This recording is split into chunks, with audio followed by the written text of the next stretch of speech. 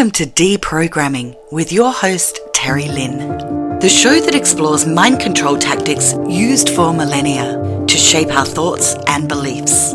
We dive deep with experts to understand the harsh reality of what is really going on and how to unwind the damage. Here's your host, Teri Lynn. Today I have with me Diane Benscoter. She's an author, a speaker, a workshop facilitator, and a former cult member of the Moonies, a group that many are familiar with. That's kind of the slang name for the Unification Church. They're known as being the Moonies. And now she sits on the board and is the founder of Antidote.ngo, which is an organization that helps people who have been involved in controlling groups and does a lot for advocacy as far as what I can see. She's also written a book called Shoes of a Servant, My Unconditional Devotion to a Lie, which I have read. I really enjoyed that.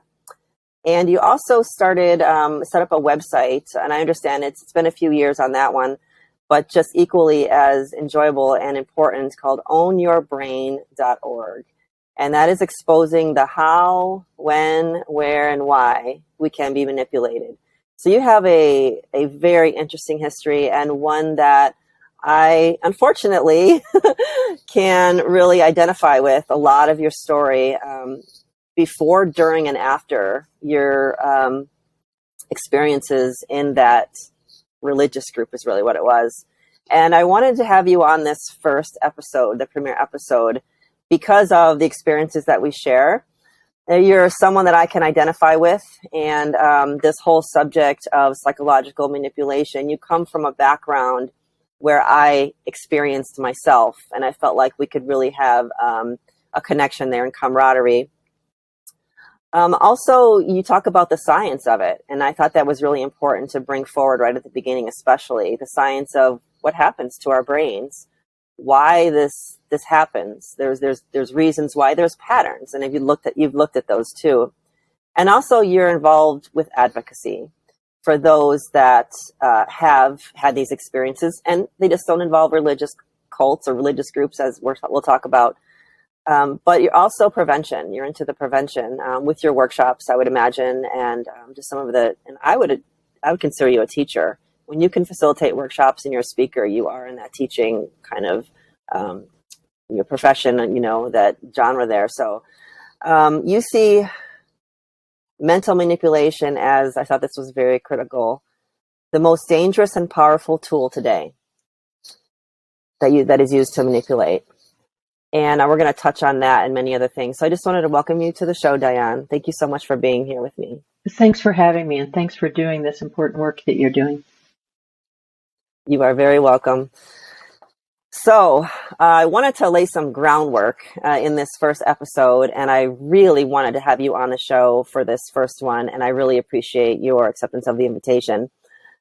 Maybe what we can do first and is define some of the terms that you might be using or I might be using, and really you're going to educate me too on some of these things, but defining some of the terms like mind control, psychological manipulation, which is something you talk about a lot in your work, and anything else that might come up, and understand how pervasive an issue the psychological manipulation is, and we'll provide resources later. So let's first talk about some definitions of terms. So what is, okay. Let me ask you what your definition of mind control might be, and I would guess that's probably pretty general. Yeah, mind control is a term that's been used a lot in the anti-cult world over the course of the last 4 or 5 decades. It refers a lot to some work that different people have done around this topic. What happens with this type of manipulation is that it happens on a psychological level.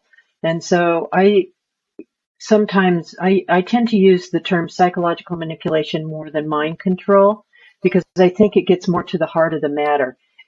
People think that it's just happening kind of on an intellectual level. And so a lot of times when someone has become entrenched in a worldview and a belief system that is cult-like, they seem irrational. They seem like they're not making any sense. And so people mistake that for being stupid or naive. But really it happens, it's not just an intellectual thing. It's a psychological thing. Psychology is the study of emotions and thoughts and perceptions. So it is a type of manipulation that takes advantage of people on a psychological level, where they are thinking about how they perceive the world, where they are creating an identity for themselves, where they are if they're feeling lonely or like they're confused about the world they live in, or they feel like they don't fit in. Those are the kind of vulnerabilities that can be taken advantage of on a psychological level with types of manipulation. And you just almost described every young person on the planet. So yeah.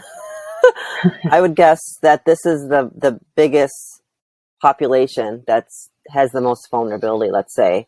I was 18, and I think you were 17 when you were approached, by your group and my group. And so, young people have questions about life. And usually, in that youth, you want to see change. You notice some things, and you kind of just want to get in there and jump into life, and you have all this energy and aspirations, and that is kind of easily taken advantage of. Yes. Yeah, it is. It's an interesting time of life because you're individuating. You've been under your parents' roof. You've trusted them and their opinions as a child. And when you start to individuate and go into early adulthood and your teenage years and up to like your 30s, it's a difficult time because you really are trying to figure out who you are. And a lot of times, people in that age bracket feel disconnected. They feel like they really want to have their own perspective of the world. And yet the frontal cortex, the part of the brain where decision making happens, is still being developed. And the more primal back part of the brain is stronger, and that's where impulse lives, and more of a primal response. And so a lot of times that's why young people get in car accidents and think they're invincible, because they're going more on kind of instinct and those primal desires. And yet at the same time, they really want to be an adult and have their own point of view. So it's a good time to take advantage of people. It's interesting, though, that you mentioned that, because right now in the world, the people that are coming to my organization for help are a different demographic, because so many people have fallen prey to conspiracy theories. And so a lot of the people that are coming and asking for help, it used to be the parents would come and ask for my help about their teenage or young adults who have joined a religious cult of some sort. But now, oftentimes, it's people like in their 50s talking about their elderly parents who are spending 6-8 hours on the internet getting all riled up about conspiracy theories that they are attaching themselves to. So it's very interesting that it can happen at any time in life. Yeah, that is interesting. I think with the information age, with the internet, and the world seemingly becoming smaller, and we're just so connected, that there's that opportunity, Yes. even more so when you're older. And when you're older, even though we're super busy, what are we busy with? It used to be you're busy with your family and getting together with people one-on-one, and people are isolated now. Yes. And so, who are your friends? Your friends are, who you're talking to on the internet, and you don't know those people. So, right. Yeah. So I noticed in some of your work, I don't remember where it was, but you mentioned 5 types of manipulation. And maybe I can just go over what I saw there, and we can talk about some of this, because, people think that, it might be just a religious cult that we're talking about, really manipulating, or psychological manipulation. But you made a list here of 5 things, and some things I hadn't talked about, because we are not in our series, and even today, not just talking about the groups that are obvious. I'm also going to be talking about relationships, or groups that can be not so obvious. because we're all vulnerable to all of these things. And I would venture to guess that everybody has been involved in some sort of psychological manipulation in this like cult-like little group. So let me just I'll just list these 5 that I saw. Extremism. I think you kind of mentioned that with the conspiracy theories. Religious, which we're all kind of familiar with. Relationship. That's interesting. Gangs and business. So maybe we can just talk about that a little bit so that people have an idea. And I'm sure that, maybe some other experts can put some more to this list, but this is the list that you have, and I liked it. So we can talk a little bit about where some of these psychological manipulative groups can be found in these categories. Let's start with business. There's so many scams, and people take advantage of people on so many different levels. And there's types of sales approaches that really play on people's emotions and try to take advantage of them that way. And there's a lot of just outright scams out there. I just this last week was talking to a woman who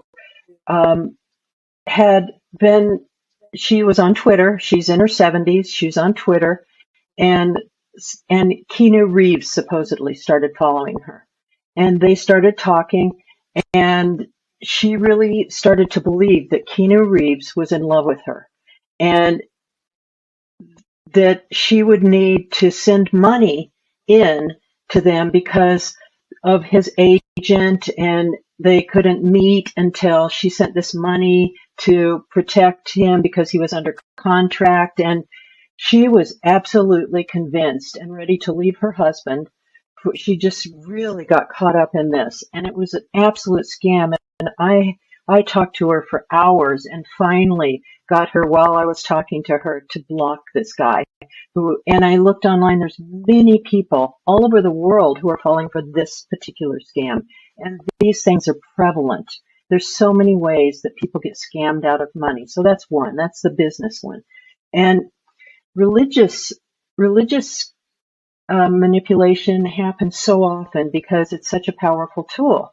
It's happened throughout history, and when you can use kind of a mystical approach, convince someone that there's a mystique even around this, or that God is, or whatever word is used for that, is telling the person who is their spokesperson on earth what to do. It's hard to go against that, and that was in my particular case. And yours too, is that religion is so easy to convince someone that if they question this, it's because they're mere mortals.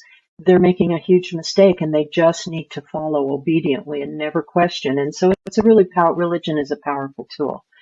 And then what remind me, what were some? Well, let's talk about extremism. Oh, extremism. Yeah, extremism is one of the most scary aspects, because one of the most extensive forms of manipulation happens, or most complete form of manipulation happens when someone is prepared to either take life or give their life or take others' life for the sake of this cause. And so when someone straps a bomb on their body and detonates, it's not that they're horrible, they weren't born evil. They really believe that it is the best thing to do, that they will be rewarded in heaven, or whatever the word for heaven is that's being used.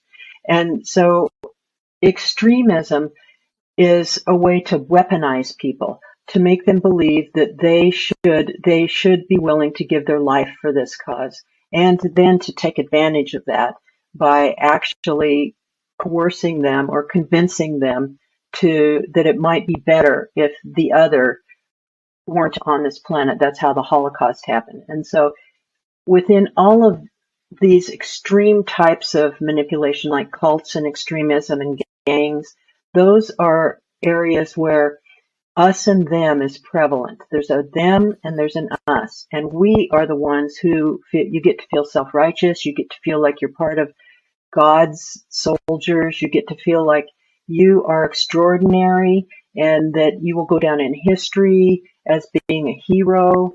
those kind of messages. And the other is evil and bad. And the more that the other, anyone who opposes you, comes out against you, the more you begin to hate them. And eventually that hatred and that anger can be again weaponized, and it can get to the point where you believe that it might be better if they didn't exist, whoever that they are, the other gang, the people who are against your religious belief, or the other political party, whoever it is the other. And so that runs throughout these types of manipulation. Yes, I'm very familiar with the us and the them. That was very strongly entrenched in my experience. The relationship one, maybe if we can talk about that. And I must have, by the way, you have a great collection of little video clips, which is great for most people because they don't, their attention span or their time is very limited. And I just reviewed them again today, much of them. You gave a great TED Talk. And so I don't remember where I heard you speak about a lot of this stuff. That's why I'm not sure, because I also read your book. But, if anyone wants to check out some of your work, I would highly recommend it.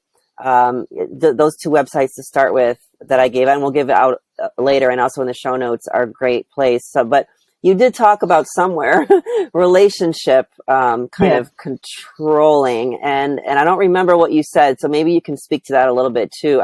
And let me just throw something out there. Is I would guess that this would also include like a relationship like with a narcissist, someone like that, because they're extremely controlling. Yeah, there's two elements in this kind of power control. One is someone who's addicted to power, and when you have an addiction, like heroin or any addiction, you just want more and more and more, and you lose your humanity, really, because the addiction becomes more important than your concern for the other person. And so in relationships, it can happen with a narcissistic type personality, someone that believes they really should have power over another person. Maybe they believe that because of their gender, or just because of they think they're smarter than, or that they are just addicted to power. They want to control your every move. They want to control the way you view the world. They want to dominate your life.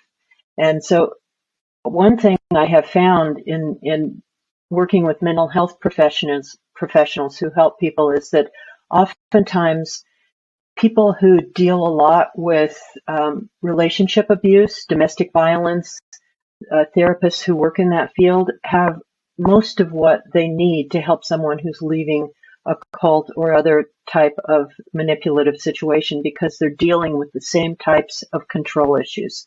And a person gives up their identity. They give up who they really are because they begin to believe that maybe that person does know more than me. Maybe that person is smarter than me. Like gaslighting is one of the tools that is often used in an abusive relationship, make the person feel like they're stupid or wrong about everything.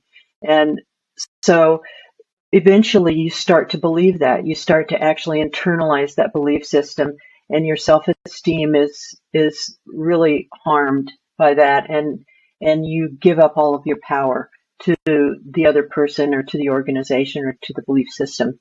And so relationships are a place where a lot of times this type of abuse happens. Yeah, I totally see that. And I bet you not a lot of people would think of it that way as being, okay, so the series is called Deprogramming. And so my series will be more talking about programs, and the psychological manipulation is kind of how those things get in so the programs can run. So a lot of people wouldn't think of having a relationship and having that kind of that program being instilled in that person very subtly. And it can happen so subtle, and it can happen where, someone looking on the outside can say, you can see what's going on here, like in your case, and maybe in my case, what are you thinking? So what happens? Why are we so unsure of ourselves and so untrustful of our intuitions I I don't think I was that. I don't think I had an intuitive sense when I was 18, in my particular case, that I was doing anything wrong. That it was, to me, it was like perfectly what I should have been doing. So my case was different. But why do people? What is your sense that? Why do people not listen to their intuition? What is that doubt? Where does that come from? Is there anything in science that we know of that? You did mention the frontal cortex, which makes total sense. Beyond that, is there anything else you can think of? Well, yeah, I think You know I think psychological pain is something that we don't talk about in society. It's, we talk about mental illness and we talk about, physical conditions, but on a psychological level, it can become life can become painful if you feel isolated, if you feel confused about the world you live in and you're not sure who to trust. That's a type of pain. And so, or you feel low self-esteem, you feel there's all this message in the world that you're supposed to look a certain way, you're supposed to be a certain way, you're supposed to be have a level of success, or you're not a good person. And so that feeling, when people can't reach that bar that society puts out there, a lot of people really feel less than, and they don't feel good about themselves. And that's a type of psychological pain. And so when easy answers are presented, when a community is offered up, when a sense of ability to have a worldview that makes you feel self-righteous, that pain goes away and is replaced with adrenaline-filled emotions. You suddenly feel way better. You suddenly feel connected to something bigger than yourself. You feel like your life has meaning. You feel a lot of good things instead of those hard things that I was just describing.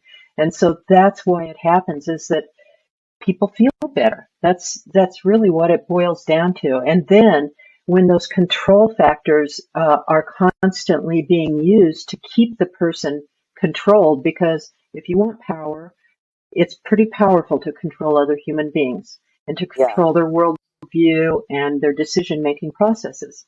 And so those control factors, those tearing down the person and making them believe that you were nothing before this, and now look, now we're giving you everything. So why are you questioning me? Remember how bad you used to be? And that's why a lot of times there's religion especially uses confession. Like they make you always confess to things or feel bad about your sin or feel bad about yourself. It happens in domestic violence type situations too. And so you put the person down and then build them back up. But through me, through this organization, through this mission, now you feel better. And so you do. You don't want to feel bad about yourself. You want to feel better. And so you oblige and you continue to be more and more entrenched. And the more entrenched you are, the scarier it is to leave, because it becomes your identity. Now it's not just a belief system or a worldview. Now it's who you are. And once it becomes your identity and you put yourself out in the world as whatever it is, then anyone who goes against you is the enemy, and you don't want to feel like you're stupid or that you're wrong. You don't want this to be wrong now, because it's become so much a part of who you are. So you'll fight the other outwardly and in every way possible. You don't want to listen to reason or ration, because that might put a kink in your belief system, and then it would all fall apart. And then who would you be? You'd be that horrible person, that person that you wanted to get away from so much. So that's how it works. That is an excellent answer. That is it right there. Absolutely. Oh my gosh. And you started to mention the circular thinking, and it's something that I came across this morning as I was looking at some of your work. I have it down in my notes actually to ask you about that. Yeah. I identify with that so much because I would, through the years that I was in my group, I had doubts, and I would say, but wait a minute, let me just start over. I know, like, it's a pivotal point. Okay, this is true. And if that's true, then this. And if this, then that. And that's how I would reason and say, well, okay, so then this has to be. And that kept me there amongst many of the other things that you talked about. So talk about the circular thinking, and maybe, I don't know, is that what the groups are using, or is that what we're naturally drawn to? Talk a little bit about that. Well, it's a way to push other things aside. So, yeah, anytime doubts come up, it comes back to, for instance, as a personal note, when I was in the group that I was in, the Moonies, I saw lots of things in the organization that I didn't agree with, or that I thought were not in alignment with the belief system. And the people in leadership were acting in ways that didn't necessarily align with what they were saying. And so, it would cause doubt. But then I would go back to, yeah, but he is the Son of God, and I can't question that, because it must just be my thinking, or it must just be that these people are just human beings, but definitely he is the Son of God. And so this must all be true, and I need to have more faith. I need to pray harder. This is my humanness. This is Satan invading. Those are words that we used in my organization. So anytime there was any doubt or questioning, it would be because Satan invaded. So your brain just goes around and rationalizes and puts you back in. So you can never really question. Questioning is wrong. If you question, then the whole thing might fall apart. If you question, you're really questioning God or the truth. And how could you do that? You're too stupid to know what God is thinking. You're just a human.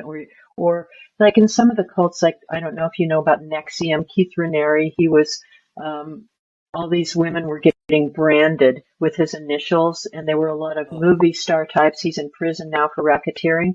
But these were smart, beautiful women, mostly, that got involved. Not all women, but they were, struggling many people in the movie industry. And they really believed he was the smartest man on earth, and that he could, and these workshops that cost lots of money and eventually took their whole lives were the most important thing in the world. And soon the world would know that Keith Raniere was the smartest man in the world, and everybody would get on board. And so it can happen in so many different environments. So true. Again, just so true, that kind of way that you get sucked in. I like the way you describe the putting the person down and building them up. And the build-up phase is only through this organization or this person, if it's a person. And that kind of builds it like a trauma bond, maybe, something of that sort. And trust there, just, you start to just think that you kind of can't do stuff. You kind of can't think for yourself. And I think maybe a warning sign would be any group that doesn't encourage free thinking, free thought. That's a tricky. Thought.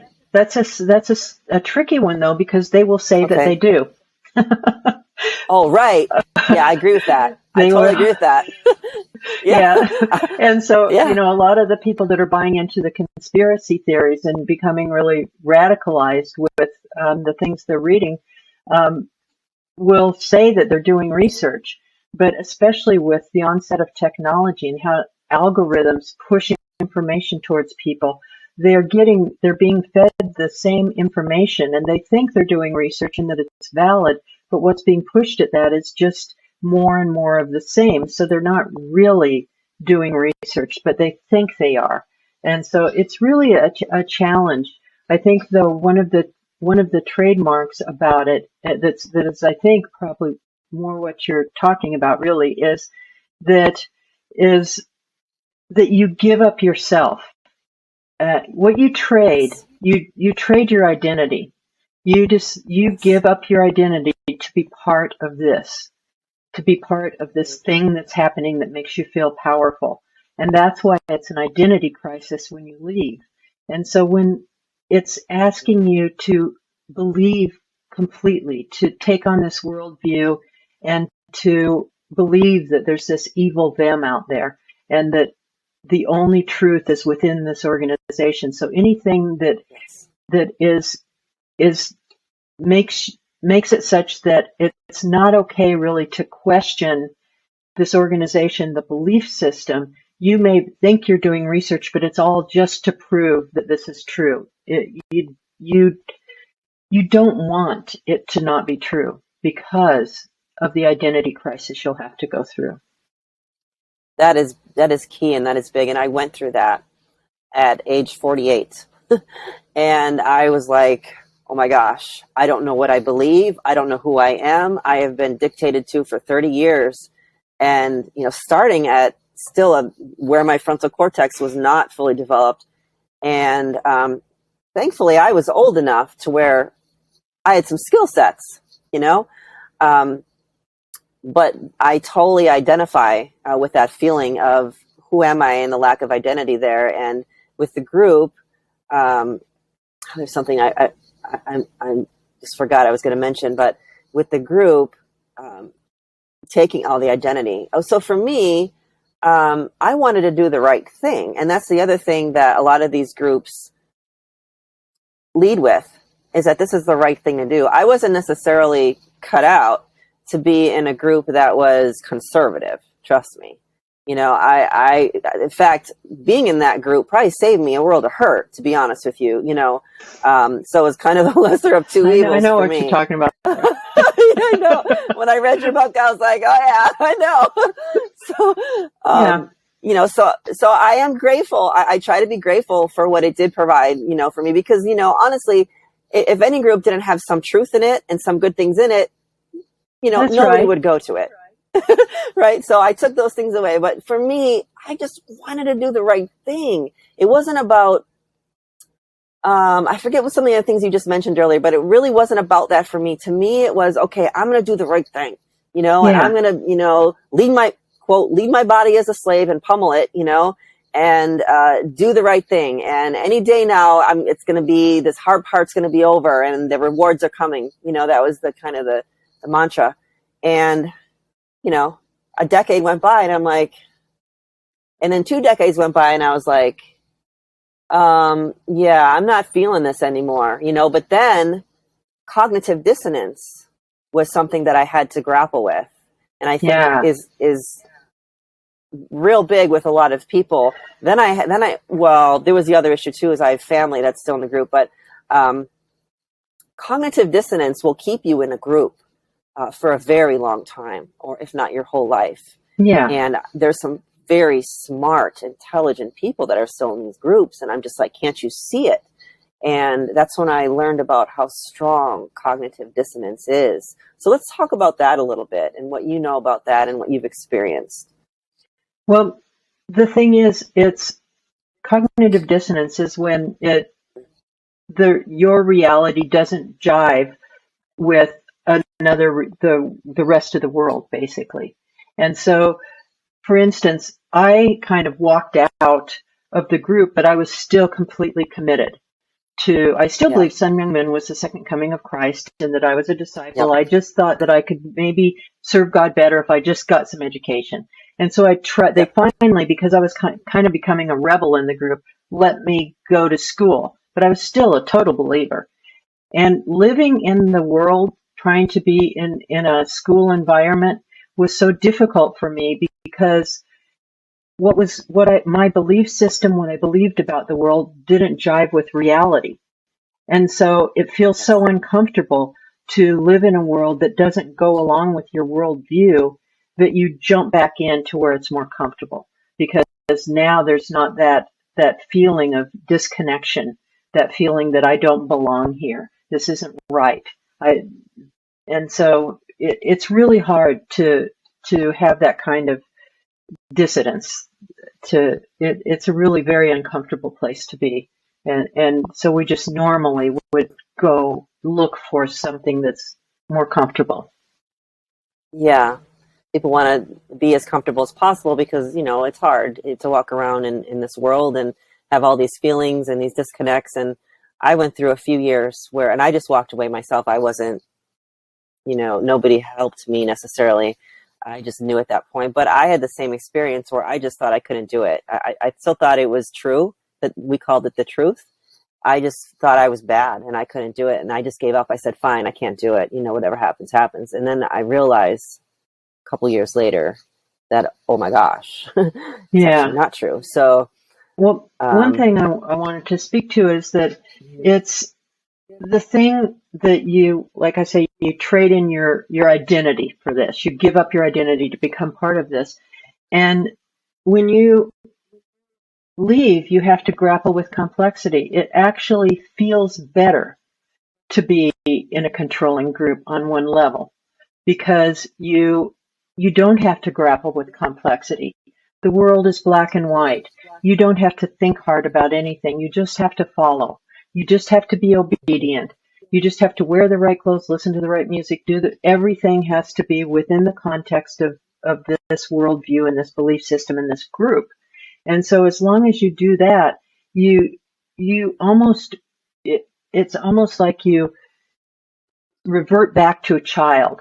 You aren't using your full brain. You're not really grappling. And so when you leave, you have to grapple with complexity. You have to, it's not easy in this world, especially with the internet. You don't know who to trust. It's hard to know what news sources to believe in, to believe are factual. It's hard to question and to think, well, I want to figure this out for myself and I'm going to have to dig deeper, and to leave your mind open to the possibility that you could be wrong about your assumptions that you've made just yesterday. And so that lifelong process of grappling and being willing to be challenged and to have to think hard, it's harder, but what you get is yourself. Yes. You get to be yourself. You get freedom. A lot of times when I would work with someone who was leaving and they realized what had happened, and they, like, this whole program is called Deprogramming. And so when someone has that realization that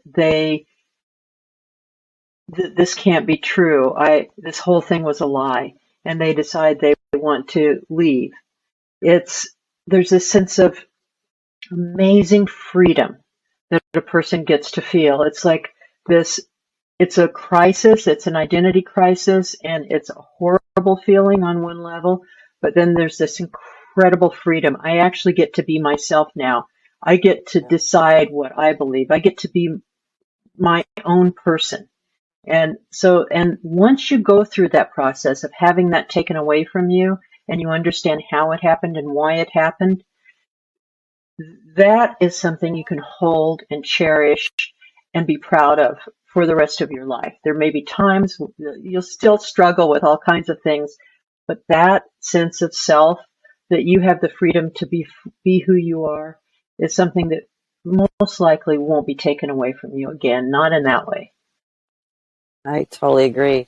In fact, I did want to mention that as I had this down as a question, and I have it written down so I won't forget, but I wanted to mention or comment on what you just mentioned there with the freedom. Oh my gosh. There was such well, maybe for me being in there so long, I was like, oh my gosh, I can do this and I can do that and I can wear this and I can pierce my nose and I can, all these things that I wanted to do that were simple, that were expressing who I was, or maybe go through phases, that I hadn't gone through before. It was for who I am. I'm just a wild plant. I would have been backpacking all over the world and saving trees, and that's who I would have been, but I now describe my experience as being, I was very sheltered. My whole young adulthood, I was very sheltered from the world. And you made the mention of the world when you talked about college, and that's the same vernacular we used, is out in the world. Like, we have us here, and then it's them out in the world, and how that was difficult. And that was very difficult as well. Now, the question I had written down was, how high are the risks for jumping from one control group to another without a person that hasn't really deprogrammed? And maybe we can get into deprogramming a little bit, with that question. Yeah. You're very vulnerable when you first leave, and we've started this conversation talking about psychological pain and feeling like you don't know who you are, you don't know where you belong, you don't have a community, a belief system, you're scared maybe about the world or your life, those uncomfortable feelings. And so then you join this group or whatever, a belief system, and that becomes who you are, and then you realize it's a lie. And so when that gets taken away, you're like a fish out of water. And so you're very, very vulnerable again. There's, people call it cult hopping. When a lot of times people will jump from one to another because they're still looking to fill that void they feel. They still want community. They still want to feel self-righteous. They want to feel like they understand the world in a way that is better and, than most people. You get used to that feeling that I know better than the rest of the world because I'm part of this group. If they only could understand, then they would be part of this elite group of people who really understand the world.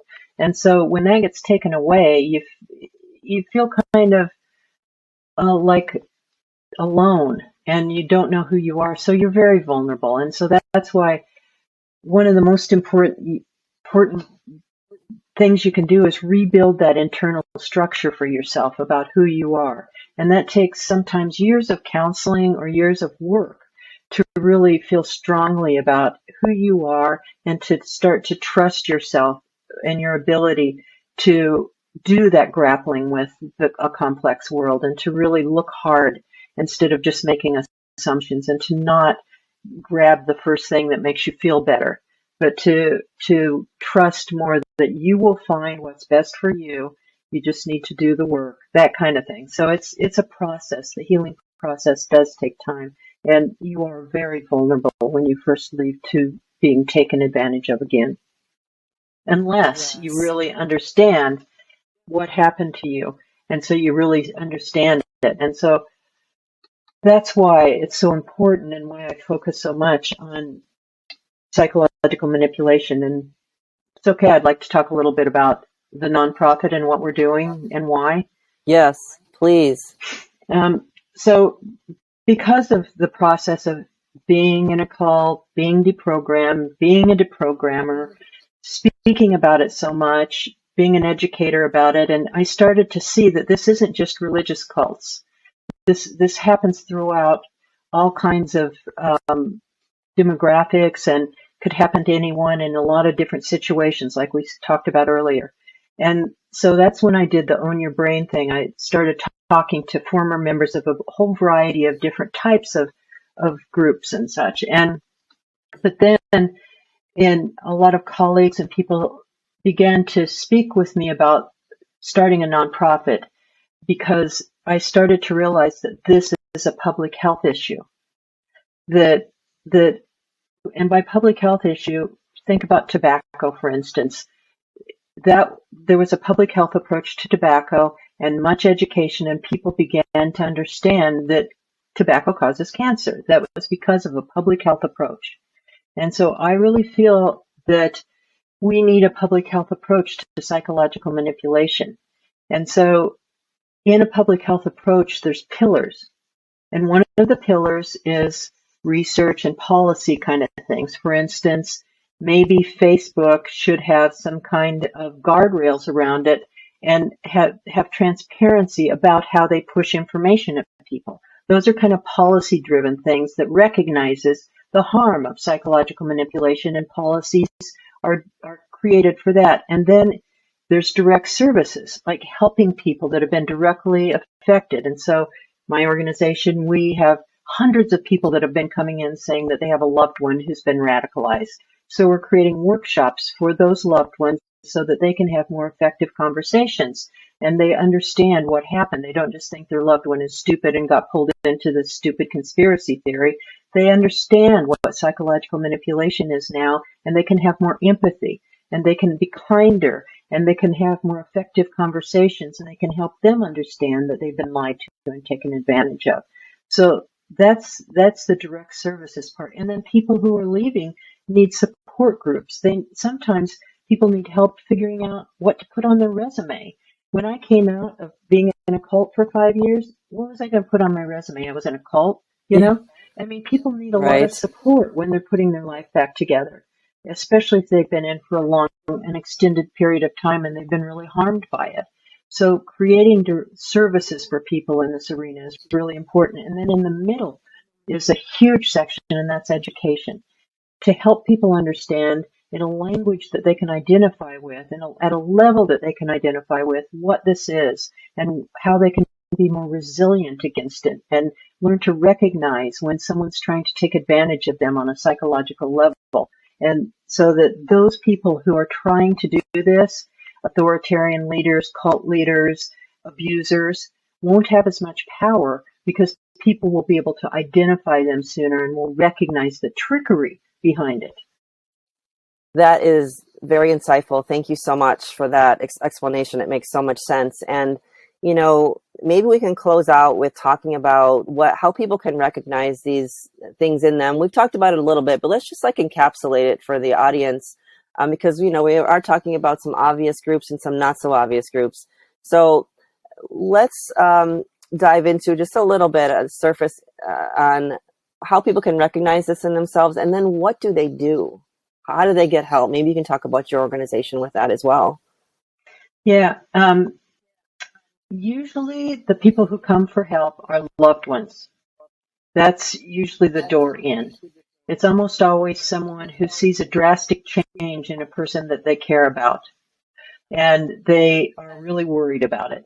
And they, all of a sudden, that's all this person talks about. All of a sudden, they changed. It seems like they've become a whole different person.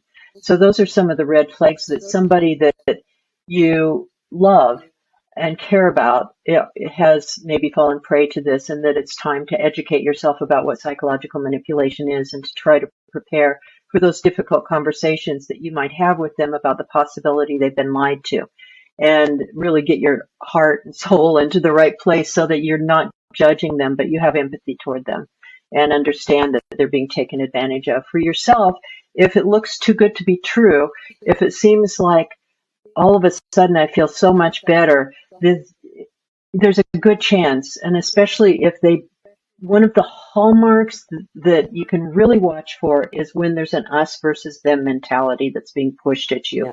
When all of a sudden there's this feeling of self-righteousness, we're the ones that know better than the whole world, and anyone who doesn't get this is stupid or wrong or evil. That's a real hallmark that you have found yourself in a group that is using these tactics of control to take advantage of you and to basically enslave you. And so the thing to watch for is when someone thinks they know what's better for you about your own life. That's a real hallmark. And then that us versus them is another really important thing to watch for. When suddenly everything feels so much better if you just give up your identity, that's the thing to recognize in yourself, that, yeah, this feels better and it feels good to feel like I have all the answers to life. But life is hard. There's a lot of gray. You really have to grapple. I'm sorry, but it is that way. And so if it's too easy, yes, too good to be true, and they want you to give your whole life to this, then there's that danger that you're basically being enslaved by this. Good. Awesome answer. And so if anyone wanted support, they could go to your antidote.ngo website and get more information there and learn more about what you guys are doing over there. There's a whole list on the board of directors there. And just starting there, I think is a great place. Yeah, we'll do everything we can to help you. Okay. Thank you so much for being with me, with being here with me today. I really appreciate it, your time. And I just have such respect for you for doing what you're doing now, and revisiting really your experience, because you were in that so long ago, and then you did the deprogramming for 5 years, and then you 20 years later thought, hey, why did this happen? And there's such a need for it. So I really appreciate your time, Diane, and I wish you the best. And you too, and congratulations on your journey. I know it hasn't been easy for you, and that you're turning it around and trying to help others. I really appreciate what you're doing as well. Thank you so much. Right. You've been listening to Deprogramming with host Teri Lynn. To connect to Teri or to check out our other shows, head to lifesource.global. And don't forget, hit the like, subscribe and share buttons. This show has been brought to you by Source Light Productions.